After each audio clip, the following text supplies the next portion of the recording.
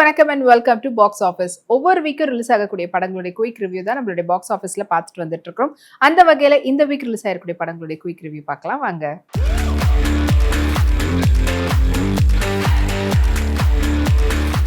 இப்ப நம்மளுடைய பாக்ஸ் ஆஃபீஸ்ல பார்க்க போற திரைப்படம் டார்க். அஜய் கார்த்தியோடைய நடிப்புல வெளிவந்திருக்கக்கூடிய திரைப்படம் தான் டார்க். டார்க் படத்தினுடைய டைரக்டர் கல்யாண் ஜெகன், படத்தினுடைய சினிமோட்டோகிராஃபர் ரவி சக்தி, படத்தினுடைய மியூசிக் டைரக்டர் மனு ரமேசன் அண்ட் படத்தினுடைய எடிட்டர் கதிரேஷ். படத்துல முக்கியமான கதாபாத்திரத்துல அஜய் கார்த்தியோட சேர்த்து நட்டி, சிபி சக்கரவர்த்தி, விடிவி கணேசன், கே பாக்கியராஜ் மற்றும் பலர் நடிச்சிருக்காங்க. படத்தினுடைய ஒன்லைன் ஸ்டோரி பத்தி சொல்லணும்னா ஒரு ஹாரர் சைக்காலஜிக்கல் படமா எடுத்திருக்கிறாங்க. ஸோ ஒரு வீட்டில் இருக்கக்கூடிய ஆவிகள்னால ஏற்படக்கூடிய டிஸ்டர்பன்ஸ், அந்த ஆவிகள் எதற்காக வரவங்களை டிஸ்டர்ப் பண்ணது, கடைசியாக அந்த ஆவிகள் நினைச்சது நடந்ததா நடக்கலையான்றதான் படத்தினுடைய ஒன்லைன் ஸ்டோரி. ஸோ படத்தினுடைய ஆரம்பத்திலே பார்த்தீங்கன்னா ஒரு 3 நண்பர்கள் கீழ் வீட்டில் பாக்கியராஜ் அவர்கள் இருப்பாங்க. அவங்க வீட்டில் டெனண்டாக இருக்கிற 3 பேர் காட்டுவாங்க.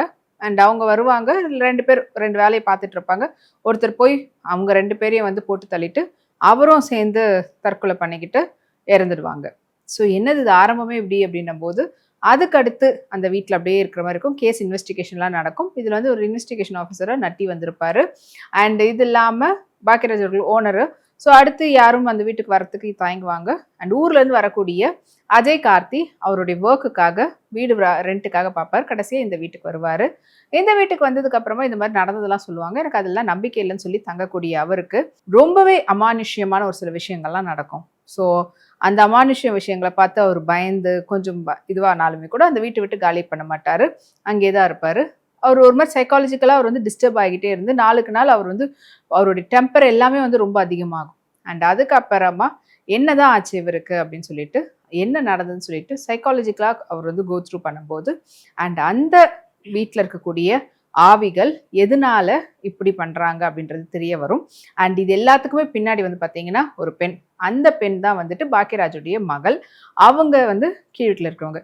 அவங்க என்ன பண்ணாங்க, எதனால அந்த ஆவிகளோட அவங்களோட பிரச்சனை, அண்ட் கடைசியா இந்த ஆவிகளுக்கும் அந்த பெண்ணுக்கு இருக்கக்கூடிய பிரச்சனை தீர்ந்துதா, அந்த பெண்ணுக்கு என்ன ஆச்சு அப்படின்றது கடைசியா சொல்லியிருக்கக்கூடிய படம் தான் இந்த டார்க். ஸோ அஜய் கார்த்தி இந்த படம் ஒரு லீட் ரோல்ல நடிச்சிருக்கிறாரு. இதுக்கு முன்னாடி அஃப்கோர்ஸ் சில படங்கள் செகண்ட் லீட்ல தான் பண்ணியிருந்தாரு. பெர்ஃபார்மன்ஸ் ரொம்பவே நல்லா பண்ணியிருக்கிறாரு. அண்ட் பாக்கியராஜ் அவர்கள் ஆஸ் யூஷுவல் ரொம்ப லைவ்லியான ஒரு பெர்ஃபார்மன்ஸ். அவர் இறந்ததுக்கு அப்புறமா ரிலீஸ் ஆயிருக்கக்கூடிய படம் இது. அண்ட் நட்டி ஒரு போலீஸ் ஆஃபீஸராக அவருடைய கேரக்டர் பண்ணியிருக்காங்க. அங்கங்கே நம்மளை சிரிக்க வைக்கிறதுக்கு விடிவி கணேசனும் இருக்கிறாங்க.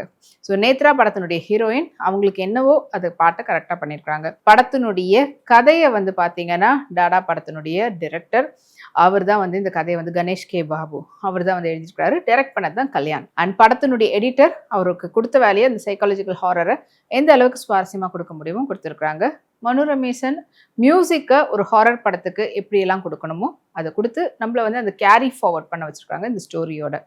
ஓவராலாக சினிமோட்டோகிராஃபியில் நல்ல ஒரு டோனை கொடுத்துருக்குறாரு படத்தினுடைய சினிமோட்டோகிராஃபர் ரவி சக்தி.